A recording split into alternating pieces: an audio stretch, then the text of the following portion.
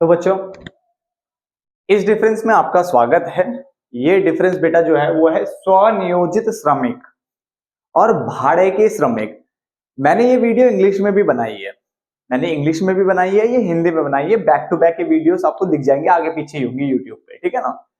तो स्वनियोजित श्रमिक, जिसको हम सेल्फ एम्प्लॉयड वर्कर्स भी कहते हैं इंग्लिश में, ये वेतन भोगी बोल लो या फिर इसको नियोजित, देखो मैं यहाँ पे वर्ड अंडरलाइन कर रहा हूं, ध्यान देखना।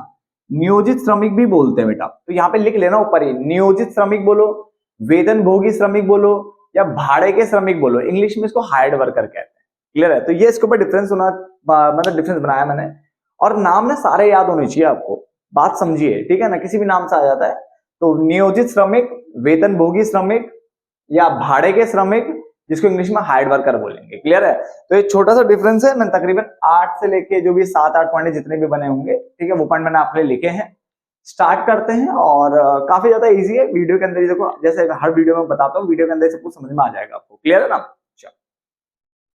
बेटा ये क्वेश्चन जो है ना, एक चीज बता दूं आपको कि ये क्वेश्चन जो है आपके सैंपल पेपर में डाला हुआ है। जहां तक मुझे ध्यान है, आप भी चेक कर लेना, मुझे जहां तक लग रहा है सैंपल पेपर में है। और 3 नंबर में ये पूछा गया है, तो वैसे भी इंपॉर्टेंट बन जाता है, तो प्लीज इसे जरूर पढ़ना, ठीक है ना बेटा। स्वनियोजित श्रमिक क्या होते हैं? तो ये वे श्रमिक होते हैं जो स्वयं के लिए काम करते हैं, यानी खुद के लिए काम करते हैं, ठीक है, और अपना व्यवसाय यानी बिजनेस या पेशा मतलब प्रोफेशन चलाते हैं। जैसे डॉक्टर है, प्रोफेशन चलाता है, ठीक है ना। तो स्वनियोजित श्रमिक वे श्रमिक होते हैं जो स्वयं के लिए काम करते हैं और अपना बिजनेस यानी व्यवसाय और पेशा यानी प्रोफेशन चलाते हैं। क्लियर? जबकि नियोजित श्रमिक वे श्रमिक होते हैं जो दूसरों के लिए काम करते हैं, मतलब जो किसी नियोक्ता, नियोक्ता मतलब हो गया एम्प्लॉयर, एम्प्लॉयर मतलब मालिक, ठीक है। तो जो नियोक्ता मतलब जिसने नियुक्त करा आपको, जिसने नियुक्त करा मतलब जो एम्प्लॉयर है, उसके लिए काम करते हैं, किसी दूसरे के लिए काम करते हैं और उसके बदले में वेतन या मजदूरी यानी सैलरी या वेजेस उसके बदले में प्राप्त करते हैं। पहला पॉइंट क्लियर होता है। पॉइंट नंबर 2, स्वामित्व यानी ऑनरशिप की अगर हम बात करें, मालिक की बात करें, तो स्वनियोजित श्रमिक अपने व्यवसाय के मालिक होते हैं या अपने व्यवसाय के, अपने पैसे के क्या होंगे, जो भी बिजनेस है, प्रोफेशन है, उसका अपना मालिक होते हैं। जबकि भाड़े के श्रमिक तो बेटा किसी के लिए काम कर रहे हैं, तो ये मालिक नहीं होते हैं। बात समझ आ गया? ये मालिक नहीं होते हैं। Clear? Point number 3, point number 3 में लिखा है आय। तो इन श्रमिकों की जो आय होती है वो लाभ या हानि पर निर्भर करती है, कि अगर प्रॉफिट हुआ तो मिल जाएगा, ज्यादा प्रॉफिट हुआ तो ज्यादा मिलेगा, हानि है तो नहीं मिलेगा। कि भाई खुद के बिजनेस का, मैं मेरा खुद का बिजनेस अगर प्रॉफिट होगा तो मिल जाएगा, लॉस होगा तो नहीं मिलेगा, ऐसा कॉन्सेप्ट है ना। तो ये देखा जाता है। जबकि इनकी आय जो होती है बेटा वो निश्चित होती है। निश्चित मतलब फिक्स्ड होती है। आप अगर किसी के लिए काम करोगे तो आपकी सैलरी फिक्स होगी, होगी या नहीं होगी? होगी ना। बात करते हैं। तो 3 पॉइंट बड़े सिंपल से, पहले 3 पॉइंट समझ लो।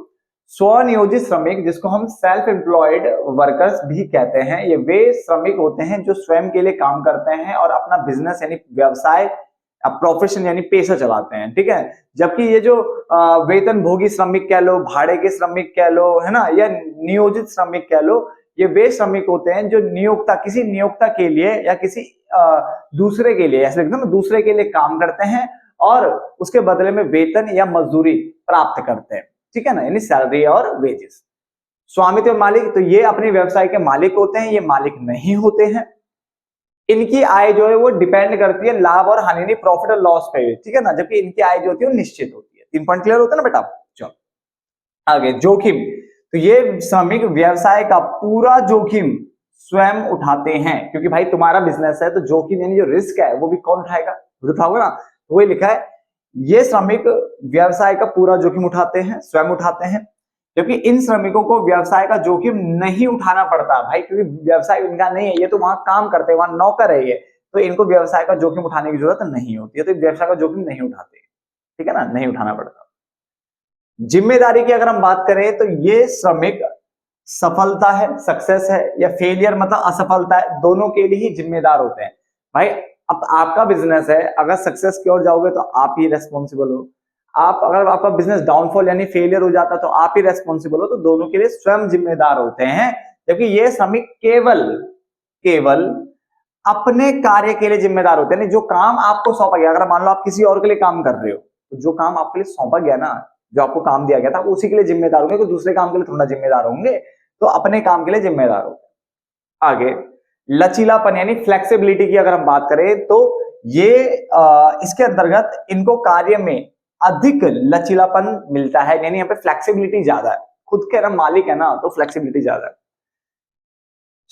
जो नियोजित श्रमिक होते हैं, नियोजित श्रमिक बोलो या भाड़े के श्रमिक कह लो, इनको नियमों के अनुसार काम करना होता है, यानी जो ऑर्गेनाइजेशन यानी जो आपका संगठन है, जो बिजनेस है, उसका जो ना उसमें जो रूल्स रेगुलेशन चल रहे होंगे ना उसके अकॉर्डिंग आपको काम करना होगा। जो आपका कॉन्ट्रैक्ट है एम्प्लॉयर के साथ, मालिक के साथ जो आपने कॉन्ट्रैक्ट किया हुआ है, ठीक है, उसके अनुसार आपको काम करना होता है, जिसके कारण यहाँ पे कम लचीलापन देखने को मिलता है। यहाँ पे अधिक लचीलापन है, यहाँ पे कम।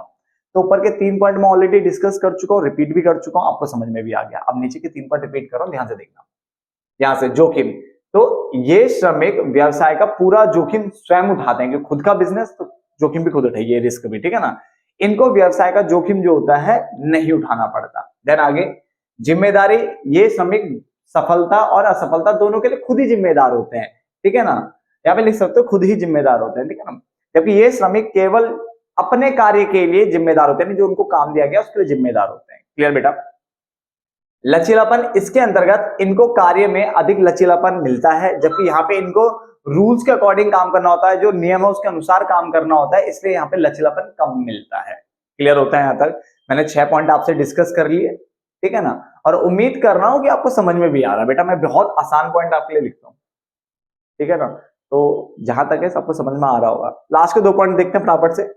निर्णय यानी डिसीजन मेकिंग की अगर हम बात करें, निर्णय की बात करें, तो इसके अंतर्गत स्वनियोजित श्रमिक अपने सभी निर्णय स्वयं लेते हैं। भाई जो बिजनेस के जो डिसीजंस होंगे, भाई आपका बिजनेस तो आप ही तो लोगे ना, नहीं कोई बगल वाला पड़ोसी आके थोड़ी ना लेगा। तो इसलिए यहाँ पे जो अपने सभी निर्णय स्वयं लेते हैं, जबकि इसके अंतर्गत जो भाड़े के श्रमिक होते हैं वो नियोक्ता के निर्देशों के अनुसार, नियोक्ता मतलब मालिक है ना, तो मालिक के निर्देशों यानी जैसे जैसे वो डायरेक्शन देगा वैसे वैसे आपको काम करना होता है, ठीक है। इसमें आप अपना खुद का दिमाग नहीं चला सकते कि अब मैं ये करूंगा वो करूंगा, ऐसा कुछ नहीं है। आप यहाँ पे कोई डिसीजन मेकिंग नहीं ले सकते, मतलब डिसीजन नहीं ले सकते, ठीक है ना, निर्णय नहीं ले सकते, ठीक है ना। जितनी आपको पावर दी जाएगी आपको उसके अकॉर्डिंग ही यहाँ पे काम करना पड़ेगा। क्लियर है? अगर आपको पावर है डिसीजन मेकिंग तो आप डिसीजन लीजिए, वरना बेटा बोलता रहा हूँ जो नियोक्ता मतलब मालिक ने जैसे जैसे आपको पावर दिया ना उसके अकॉर्डिंग, है जैसे जैसे आपको डायरेक्शन दिया, निर्देश दिया, उसके अकॉर्डिंग आपको काम करना होता है। इसमें याद रखना, ठीक है ना। यहाँ तो आप मालिक को जो मर्जी कर लो, तो इसलिए लिखा हुआ ना, इसके अंतर्गत स्वनियोजित जो श्रमिक है वो अपने सभी निर्णय स्वयं ले लेते हैं, बट इसके अंतर्गत जो भाड़े के श्रमिक है वो नियोक्ता जो मालिक है, जो एम्प्लॉयर है, उसके निर्देशों के अनुसार यहाँ पे क्या होता है, काम करते हैं। लास्ट पॉइंट देख लीजिए। पूंजी की अगर हम बात करें, यानी कैपिटल की बात करें, इन्वेस्टमेंट की बात करें, कितना यहाँ पे निवेश देखा जाए, तो उसने बोला स्वनियोजित श्रमिकों को अपना कार्य शुरू करने के लिए स्वयं की पूंजी लगानी होती है। मतलब भाई बिजनेस में पैसा भी खुद लगाना पड़ेगा। अब वो आपका माइंड अब कैसे लगाते हो, कहां से निकाल लेके आते हो, क्या करते हो, बट स्वयं की पूंजी लगानी पड़ती है। जबकि नियोजित या भाड़े के श्रमिकों को अगर हम बात करें तो पूंजी लगाने की जो आवश्यकता है वो नहीं होती। भाई आप तो किसी और के लिए काम कर रहे हो ना, तो आप उसके बिजनेस में पैसा उठाने लगा रहे हो, आपने सिर्फ जाके अपना काम करना, उसके बदले में अपना जो वेतन मजदूरी है वो लेना है, ठीक है ना। जबकि यहाँ पे जो अगर आप बिजनेस चला रहे हो, खुद का बिजनेस चला रहे हो, मतलब मैं बता रहा हूँ मैं अपना बिजनेस चला रहा हूँ, तो भाई बिजनेस चलाने के लिए पैसा तो लगाना पड़ेगा ना, तो इसमें पूंजी की आवश्यकता लगानी पड़ती है। स्वनियोजित मजदूर को यहाँ पे पैसा लगाना पड़ता है, जबकि यहाँ पे पैसा लगाने की जरूरत नहीं है। बात समझ गया ना। तो ये 8 पॉइंट थे, जहां तक 8 ही था ना, 1 2 3 4 5 6 7 8 पॉइंट थे। 8 पॉइंट मैंने आपको बता दिए। एटलीस्ट 6 पॉइंट तो आपको अच्छे से याद होने चाहिए। फिर उतारना तो 8 के 8, बट 6 पॉइंट अच्छे से याद रख लेना, ठीक है। जितने भी फिर पेपर में लिखने को बोले वो आप उसे लिख के आइए। क्लियर है ना? जहां तक आपको समझ में आ गया होगा। नेक्स्ट वीडियो में मिलेंगे, तब तक के लिए बेटा धन्यवाद।